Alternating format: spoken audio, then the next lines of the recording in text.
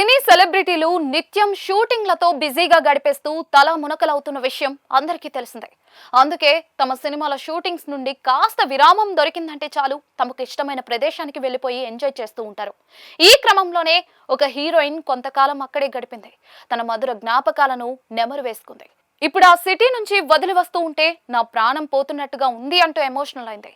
ఆమె ఎవరో కాదు, సీతా మహాలక్ష్మి అలియాస్ మృణాల్ ఠాకూర్. ఇటీవల వరుణ్ ధావన్, పూజా హెగ్డేలతో కలిసి నటించిన హై జవానీతో ఇష్క్ హోనా హై అనే సినిమాతో ప్రేక్షకుల ముందుకు వచ్చింది మృణాల్ ఠాకూర్. ఇన్ని రోజులు ఈ సినిమా ప్రమోషన్స్ లో భాగంగా బిజీగా మారిన ఈమె కొన్ని రోజుల క్రితం చికాగోకు వెళ్ళింది.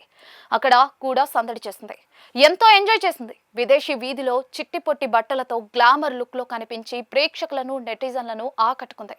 ఇక ఇప్పుడు అక్కడి నుంచి ఇండియాకి వస్తున్న నేపథ్యంలో అక్కడ ఎంజాయ్ చేసిన మధుర జ్ఞాపకాలను ఫోటోల రూపంలో బంధించి ఇన్స్టాగ్రామ్ వేదికగా షేర్ చేసింది ఈ ముద్దుగుమ్మ.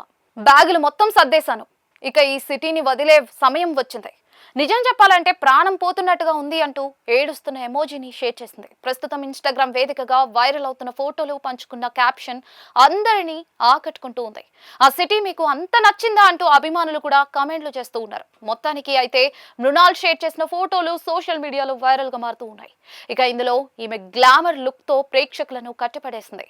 గ్లామర్ లుక్ లో విదేశీ వీధుల్లో తిరుగుతూ తెగ సందడి చేసింది. తనకు నచ్చిన ఫుడ్ తింటుంది. ఏదేమైనా మనకు నచ్చిన ప్రదేశాన్ని వదిలి వెళ్లాల్సి వస్తే ఎంత బాధ ఉంటుందో ప్రస్తుతం మృణాల్ కూడా అంతే బాధ అనుభవిస్తుంది అంటూ నెటిజన్స్ కామెంట్స్ చేస్తూ ఉన్నారు. మృణాల్ విషయానికి వస్తే ప్రస్తుతం అల్లు అర్జున్ అట్లీ కాంబినేషన్ లో వస్తున్న రాకా సినిమాలో కీలక పాత్ర పోషిస్తూ ఉంది.